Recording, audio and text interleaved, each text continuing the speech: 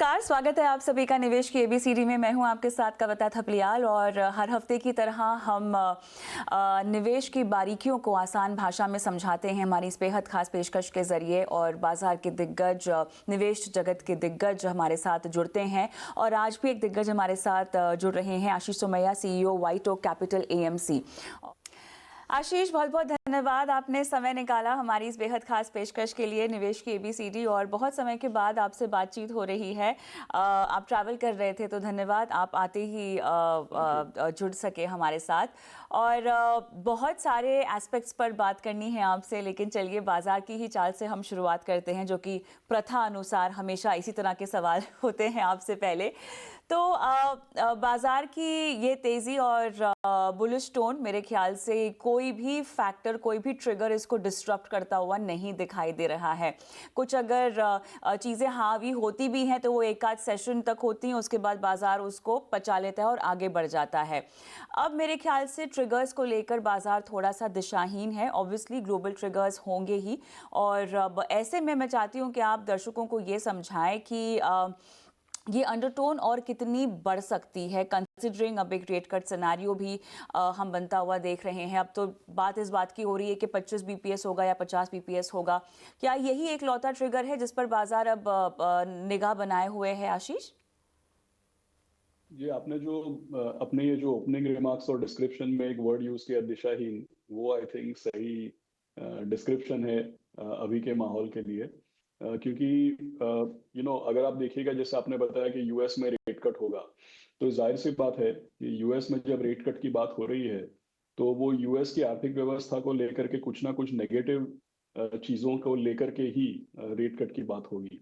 अगर यूएस की आर्थिक व्यवस्था को कोई क्षति पहुंचती है और वहां के एक तरीके से स्लो डाउन का एक्सपेक्टेशन है, तभी रेट कट की गुंजाइश होती है, तभी रेट कट की बात होती है।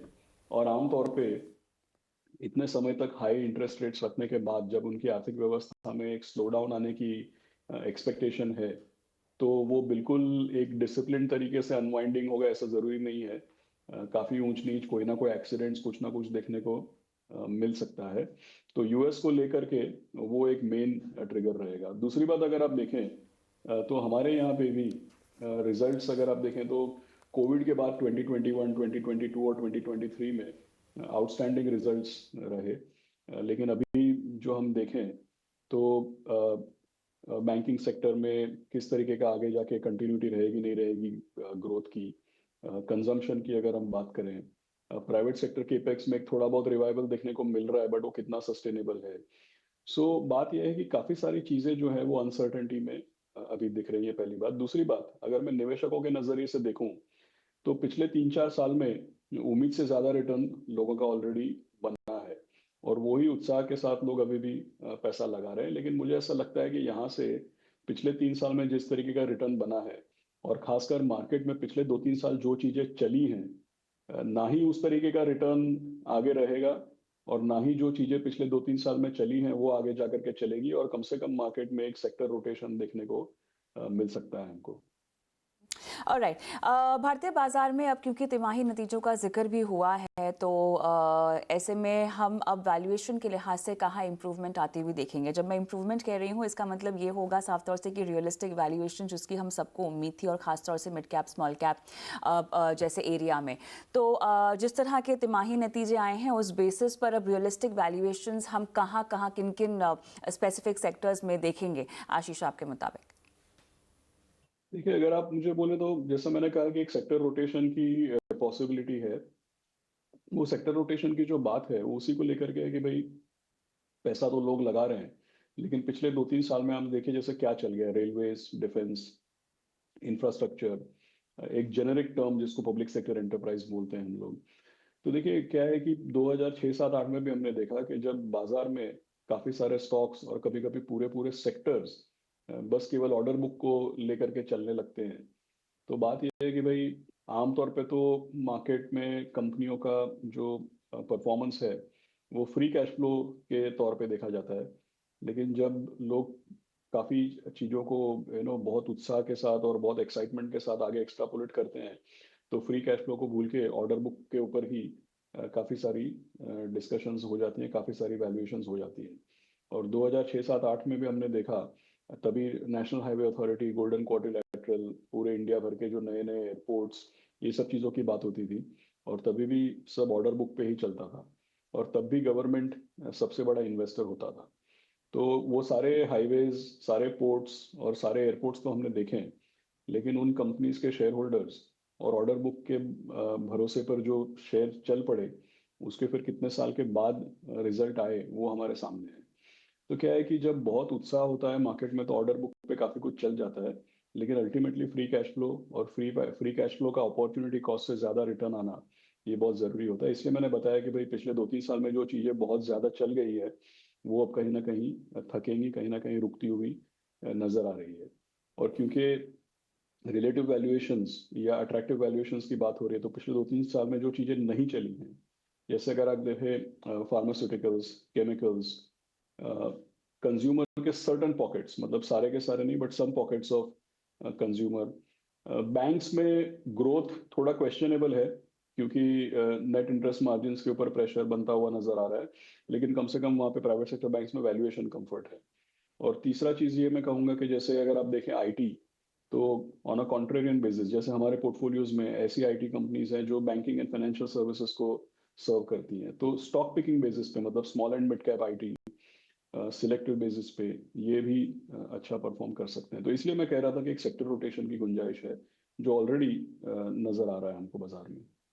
राइट, सेक्टर रोटेशन है और इसी के साथ साथ वो तमाम सेक्टर्स जहां पर आप अभी फ़िलहाल प्रवेश कर सकते हैं वैल्यूएशन के लिहाज से, जहां पर अब उम्दा तस्वीर बनती हुई दिखाई दे रही है।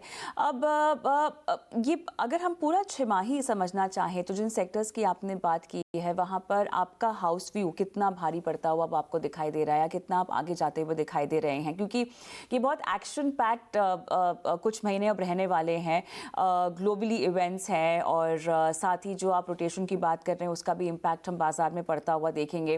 देखिए, इस बात में कोई दो राय नहीं है कि हमारे भारतीय मार्केट्स काफ़ी हद तक मैच्योर भी हो चुके हैं, काफ़ी हद तक हम डीआईआईज को देख रहे हैं कि वो बाजार को ड्राइव भी कर रहे हैं। हालांकि एफआईआईज का अब भी होना, आशीष, बहुत ज़्यादा ज़रूरी है, और आकलन और तमाम एक्सपर्ट्स, आप जैसे दिग्गज ही बोलते हुए हमने सुने हैं कि हो सकता है कि अक्टूबर नवंबर के आसपास हम एफआईआईज का एक रुझान आता हुआ देखेंगे। क्या आपको भी ऐसा लगता है? शायद रेट कट का वो भी इंतजार कर रहे हैं, और उसका, हालांकि भारत एक प्रीमियम पर अवेलेबल है और हमेशा से ही था, लेकिन आपका अनुभव क्या कह रहा है जिस तरह से आप बाहर जाकर बात करते हैं एफआईआई से? तो कि अगर आप देखें तो एफआईआईस का पिछले 2-2.5 साल में मेरा कंटिन्यूसली ये मानना रहा है कि भाई हमारे यहाँ से जो भी पैसा निकला है, वो खास करके इंडिया की वजह से या इंडिया के किसी परफॉर्मेंस कैरेक्टरिस्टिक्स की वजह से नहीं निकला है।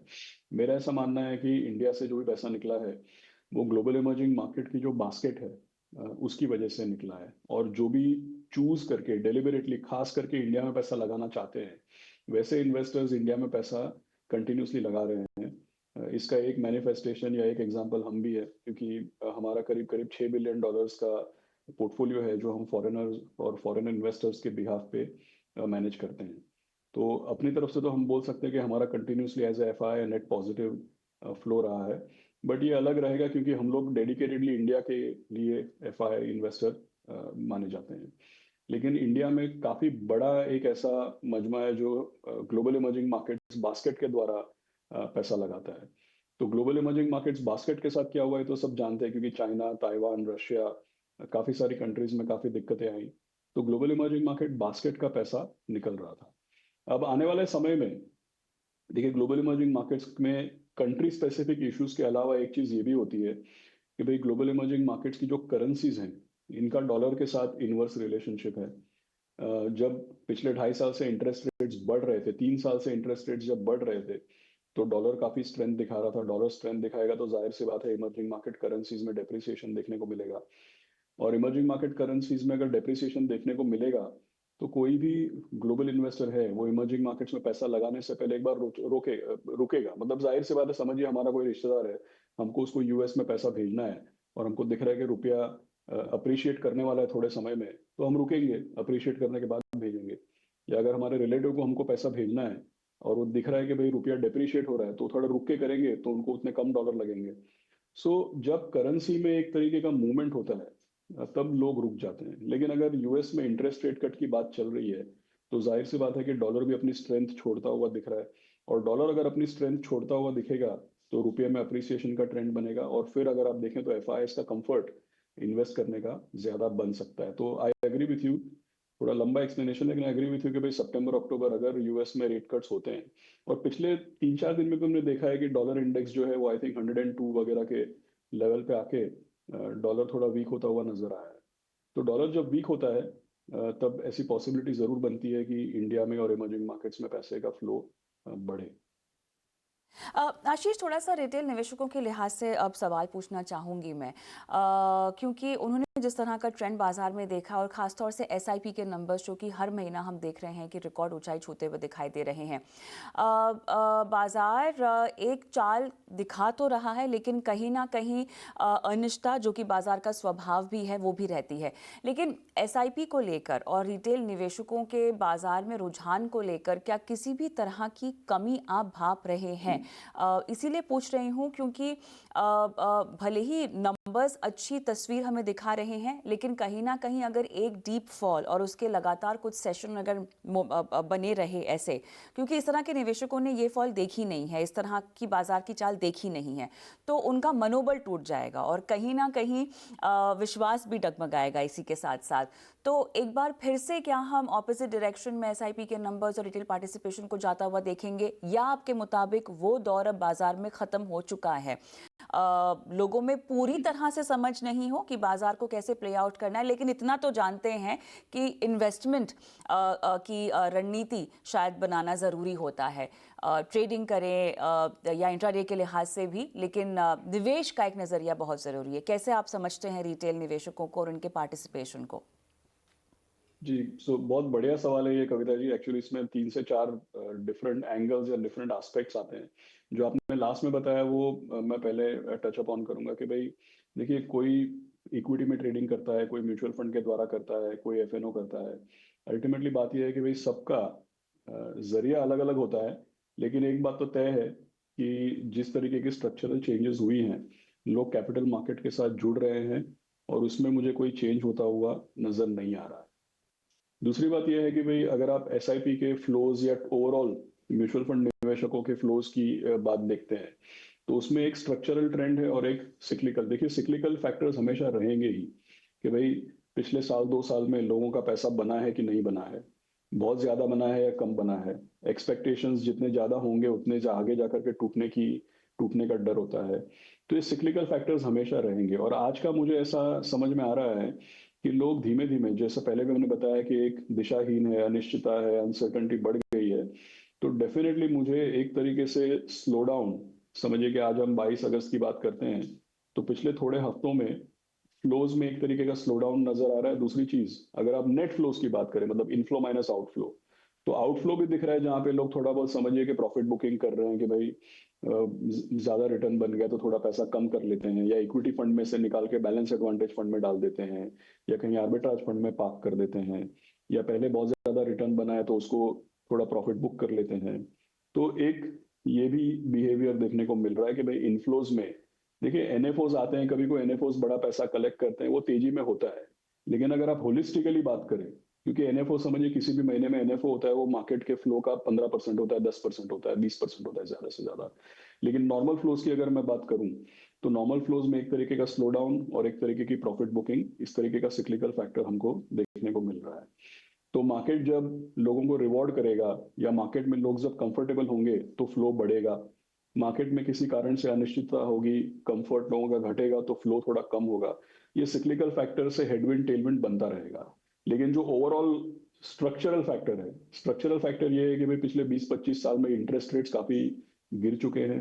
कैपिटल मार्केट्स में पार्टिसिपेट करना, ये सेविंग और इन्वेस्टमेंट का एक एक्सेप्टेड स्टैंडर्ड तरीका बन गया है। और जहां तक इन्वेस्टर्स के एजुकेशन की बात है कविता जी, देखिए किसी भी फेज में अगर आप मार्केट को देखेंगे, हमेशा एक कोहोर्ट ऑफ इन्वेस्टर्स ऐसा रहेगा जो एक्सपीरियंस्ड और सीजनड हो गया है। हमेशा एक कोहोर्ट ऑफ इन्वेस्टर्स ऐसा रहेगा जिन्होंने अभी अभी अपनी शुरुआत की है और वो थोड़ा बहुत सीखे हैं। और हमेशा एक कोहोर्ट ऑफ इन्वेस्टर्स ऐसा होगा कि भाई जो जिसने कल अपनी जर्नी शुरू की है। लेकिन खास बात यह है कि भाई म्यूचुअल फंड इंडस्ट्री के पिछले 30 साल के जर्नी में अब एक क्रिटिकल मास बन गया है। There are couple of crore investors जिनको समझ में आ गया कि भाई दिस ये एक बैंकेबल तरीका है इन्वेस्ट करने का, और म्यूचुअल फंड और मार्केट इसी तरीके से चलता है, ऊंच नीच होती है। तो एक मैच्योर सेगमेंट ऑफ इन्वेस्टर जरूर बन गया है, और उसके ऊपर नए नए आते रहेंगे। ये तो स्ट्रक्चरल ट्रेंड है आगे का। एब्सोल्युटली। तो यहाँ पर ट्रेंड्स में ही मेरे ख्याल से कहानी निकलती हुई भी दिखाई देगी। आपके हाउस व्यूज़ के मुताबिक मुझे अब समझना है कि आप किस तरह से स्कीम्स को प्ले आउट कर रहे हैं, कहाँ किस तरह का इन्फ्लो आता हुआ दिखाई दे रहा है, because across the board investor interest है। देखिए, म्यूचुअल फंड्स के लिहाज से मैं समझूँ तो थीमेटिक सेक्टोरल इंटरेस्ट आ रहा है उनमें, फ्लेक्सी कैप जैसी कैटेगरीज और एनएफओ में लोग बढ़ चढ़ के खरीदारी भी कर रहे हैं। आपके हाउस व्यूज़ में कहाँ किस तरह की स्कीम्स चल रही हैं, क्या इनफ्लो स्टेटस है, कुछ बताइएगा आशीष। सो कविता जी, एक्चुअली क्या है कि देखिए, आमतौर पे काफी थीमेटिक्स में पैसा आता है वो जब मार्केट एक तरीके से तेजी पे होता है। निफ्टी आपको 25,000 पे दिख रहा है, तो जब मार्केट तेजी में होता है तो लोग हमेशा नए आइडियाज, नए थीम्स निकालते हैं। लेकिन मेरा ऐसा मानना है कि किसी भी निवेशक को, और एडवाइजर हैं, हमारे म्यूचुअल फंड डिस्ट्रीब्यूटर्स हैं, मैं सबको हमेशा यही कहता हूँ कि भाई थीम्स में अगर आप इन्वेस्ट करें तो उसमें कोई हर्ज नहीं है, लेकिन जिसको हम बोलते हैं काउंटर सिक्लिकली इन्वेस्ट करना चाहिए। देखिए, नॉर्मली किसी भी इन्वेस्टर जो समझो 8-10 साल 15 साल पैसा लगा के अगर भूल जाना चाहता है, एसआईपी करके चलो भूल जाओ इसको, तो मल्टी कैप फंड, या तो थोड़े कॉन्जर्वेटिव है तो चलो फ्लेक्सी कैप फंड, इस तरीके के फंड में निवेश करके एसआईपी करके भूल जाओ। अगर आपके फंड में कोई, अगर आपके पोर्टफोलियो में 0% थीमेटिक फंड्स हैं, तभी भी आपका कुछ नहीं बिगड़ने वाला है। लेकिन ये बात भी सही है कि भाई लोग हमेशा ये सोचते हैं कि भाई ये थीम बढ़िया करेगा, हमारे थोड़े ज्यादा रिटर्न बन जाएंगे, और ऐसा मार्केट में होता भी है। ये बात सही है कि भाई पिछले 2-3 साल में जिनके पोर्टफोलियोज में ज्यादा पीएसयूज रहे हैं, जिनके पोर्टफोलियो में ये डिफेंस इंफ्रास्ट्रक्चर रेलवे रहा है, उनके थोड़े ज्यादा रिटर्न बने हैं, ये बात भी सही है। लेकिन अब इसको हिंदी में कैसे बताएं पता नहीं। अंग्रेजी में एक कहावत है, और ये जो मैं स्टेटमेंट बोलूंगा ये केवल कहावत या एग्जाम्पल है, किसी भी जानवर को हानि पहुंचाने का इसमें डिस्क्लेमर मैं लगा देता हूँ कि भाई इंग्लिश में ऐसा बोलते हैं कि you have to shoot where the rabbit will be, you don't shoot where the rabbit is, you have to shoot where the rabbit will be. इसका क्या मतलब है कि भाई अब पिछले 3 साल में जो हो गया, उस थीम में पैसा लगाएंगे तो पैसा नहीं बनेगा। तो जैसे व्हाइट ओक में हम भी थीमेटिक फंड्स लॉन्च करते हैं, या हम भी अपना प्रोडक्ट रेंज बना रहे हैं, तो अब इस पिछले 3 से 6 महीने में जब लोगों ने एनर्जी फंड, इंफ्रास्ट्रक्चर फंड और डिफेंस फंड किया है, तब हमने बैंकिंग, फार्मा और स्पेशल अपॉर्चुनिटीज किया है। आगे जाके हम best in class governance fund कर रहे हैं या डिजिटल आईटी फंड कर रहे हैं। तो हमारा ऐसा मानना है कि भाई लंबे अरसे में अगर आपके पोर्टफोलियो में कोई थीमेटिक नहीं है तो कोई हर्ज नहीं है। लेकिन अगर आप ज्यादा रिटर्न पाने के लिए थीमेटिक फंड्स करते भी हैं, तो अभी जो फैशन में है उसमें पैसा नहीं लगाना चाहिए, जो आउट ऑफ फैशन है उसमें पैसा लगाना चाहिए, ताकि आपका उसमें आगे जाकर के रिटर्न बन सके। क्योंकि जो फैशन में है वो तो फैशन में इसलिए है ना कि लोगों का पिछले 2 साल रिटर्न बन गया है, right. So I think counter cyclically thematic funds में अगर निवेश करना हो तो काउंटर सिक्लिकली करना बहुत जरूरी होता है। इसी के साथ साथ उभरती हुई कैटेगरी जैसे कि मल्टी एसेट एलोकेशन वगैरह में भी बहुत निवेशकों का रुझान हमने बढ़ता हुआ देखा है। तमाम एसेट क्लासेस अच्छा कर रही हैं, और ये बाजार का जो ये दौर है वो उसका मोमेंटम हम देख रहे हैं, सभी जगह रिफ्लेक्ट भी हो रहा है, सब कनेक्टेड हैं। लेकिन अब एसेट क्लास वाइज आशीष, कहाँ से आपके मुताबिक हल्का हो जाना चाहिए और कहाँ आपको ज़्यादा पार्क इन कर देना चाहिए? आप कमोडिटीज़ में गोल्ड, सिल्वर, प्रेशियस मेटल्स की अगर आप बात करें तो वहाँ भी एक रेट कट का बेनिफिट हमें मिलता हुआ दिखाई देगा। साथ ही जो पॉलिटिकल टेंशन्स का जो बेनिफिट मिलता है वो तो है ही गोल्ड और सिल्वर को। लेकिन अब एसेट क्लास प्ले कैसे कोई करे अपने पोर्टफोलियो में जहाँ पर सब जगह आपको मुनाफा दिखाई दे रहा हो? जी, क्योंकि आप मल्टी एसेट की बात कर रहे हैं तो मैं आपको एग्जांपल दूं, क्योंकि इससे क्या है कि हाउस व्यू या एक किसी, इससे पता चलता है कि भाई किस तरीके का इन्वेस्टमेंट हो रहा है। तो जैसे हम लोग मल्टी एसेट फंड में हमेशा रेकमेंड करते हैं कि भाई कंजर्वेटिव रहना चाहिए, क्योंकि इंडिया में जितने मल्टी एसेट फंड्स है ना, ये सबका 60-70% पैसा इक्विटी में लगा हुआ है। और जैसा आपने बताया गोल्ड का बहुत महत्व है, लेकिन सारे के सारे मल्टी एसेट फंड्स में ज्यादा से ज्यादा गोल्ड का वेटेज कुछ 10% है। तो वैसे भी हम बोलते हैं कि भाई गोल्ड लोगों के पोर्टफोलियो में ऑर्नामेंटल है। अनफॉर्चुनेटली काफी सारे मल्टी एसेट फंड्स है उसमें भी गोल्ड एक तरीके से ऑर्नामेंटली बन गया है। लेकिन मैं आपके व्यू से सहमत हूँ एक्चुअली, कि भाई अगर आप ग्लोबल अनसर्टेनिटी या बाहर के जो मैक्रो इकोनॉमिक्स है, इसकी ऊंच नीच से शॉर्ट टर्म में भी बचना चाहते हैं, तो पोर्टफोलियो में गोल्ड ज्यादा होना चाहिए। और हम हमेशा इनफैक्ट हमारे मल्टी एसेट फंड्स के लिए हम रेकमेंड करते हैं कि भाई 20 से 25%, जैसे अभी भी हमारे पोर्टफोलियोज में 23 से 24% गोल्ड का एक्सपोजर है। तो ये नहीं कि भाई गोल्ड का कोई व्यू लेके बैठे, लेकिन अगर आप सोचते हैं कि भाई अमेरिका में आर्थिक व्यवस्था में मंदी आ रही है, यूएस में डॉलर में डेप्रिसिएशन एक्सपेक्टेड है, इक्विटी मार्केट्स में वॉलेटिलिटी एक्सपेक्टेड है, तो पोर्टफोलियो में फिर गोल्ड अगर ये व्यू है और इस व्यू से आपको शॉर्ट टर्म वॉलेटिलिटी या नेगेटिविटी दिखती है और इससे बचना चाहते हैं, तो गोल्ड का एक्सपोजर भी एक रेलेवेंट या मटेरियल एक्सपोजर होना चाहिए। 5-10% गोल्ड होगा पोर्टफोलियो में तो ये सब चीजों से आप बच नहीं सकते हैं। तो जैसे मल्टी एसेट फंड में हम लोगों का करीब करीब 23 से 24% गोल्ड में एक्सपोजर रहता है, एंड आई थिंक ये आइडियल तरीके का एक्सपोजर है फॉर कंजर्वेटिव इन्वेस्टर्स। दूसरी चीज, आप क्योंकि एसेट एलोकेशन की बात कर रहे हैं, तो लोग देखिए टैक्सेशन की वजह से आजकल लोग फिक्स्ड इनकम या डेट में इन्वेस्ट करना नहीं पसंद करते हैं, लेकिन अगर आप short term medium term fund जिसका 4-5 साल का ड्यूरेशन है, ज्यादा रिस्क मत लीजिए, ज्यादा वॉलेटिलिटी को फेस करने की भी जरूरत नहीं है, 4-5 साल ड्यूरेशन का जिसको हम बोलते हैं मीडियम टर्म फंड या शॉर्ट टर्म फंड, तो लोगों के पोर्टफोलियोज में ये हुआ कि भी पिछले 2-3 साल में इक्विटी ओवरवेट हुआ है, इक्विटी के अंदर भी railway, defence, infrastructure, small cap, micro cap, ये ओवरवेट हो रखा है।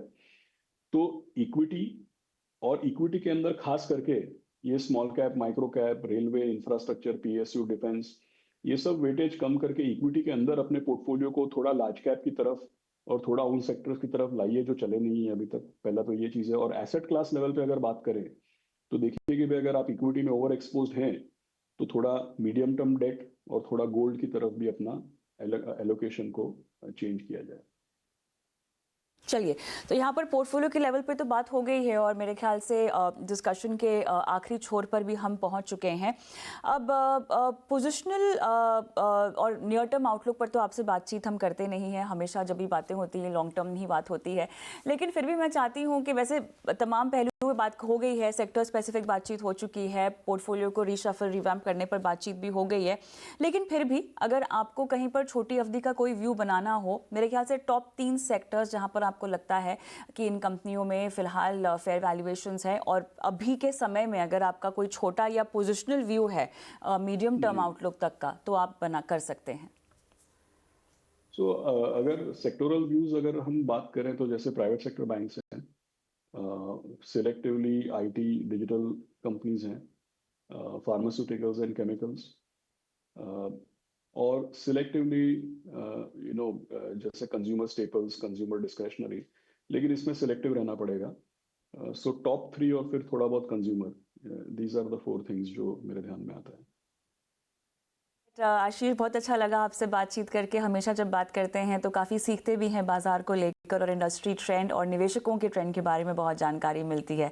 धन्यवाद, समय निकाला और दर्शकों का मार्गदर्शन किया। Thank you. चलिए, तो कुल मिलाकर आपके पोर्टफोलियो में निवेश शुरू करने के लिहाज से या निवेश को कहीं पर बांटने के लिहाज से तमाम तरह की सलाह आपको दे दी गई है। उम्मीद करते हैं कि इस पूरी चर्चा से आपने कुछ सीखा हो, अपने निवेश पोर्टफोलियो को लेकर आप आगे बढ़े और मुनाफे की ओर बढ़े। इसी कामना के साथ मुझे भी इजाज़त दें। नमस्कार।